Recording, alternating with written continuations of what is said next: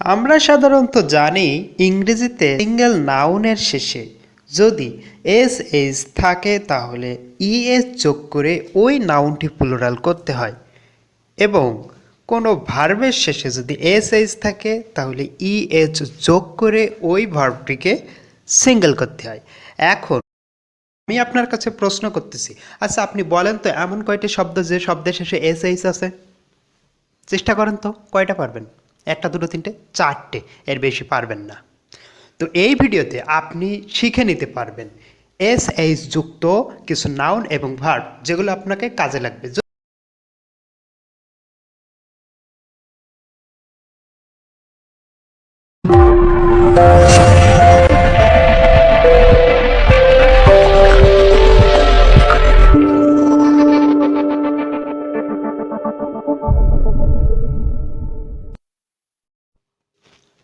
Bookish, বই পাঠে আসক্ত বা বই পড়তে পছন্দ করে, বই পোকা।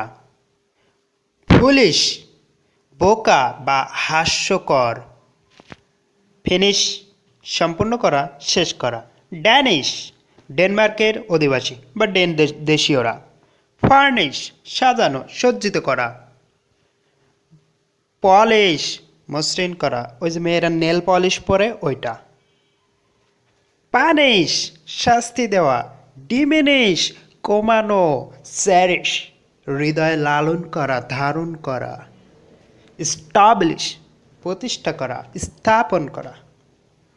ফবিশ, আশায় বাবুগিরি, ভাবনায় ভরা। ম্যাকিশ, খুব বেশি ভাবপ্রবণ। ফ্যামিশ, না খেয়ে কষ্ট পাওয়া।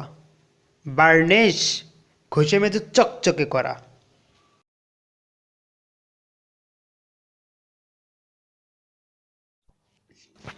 Subscribe my channel, press the bell icon and like this video.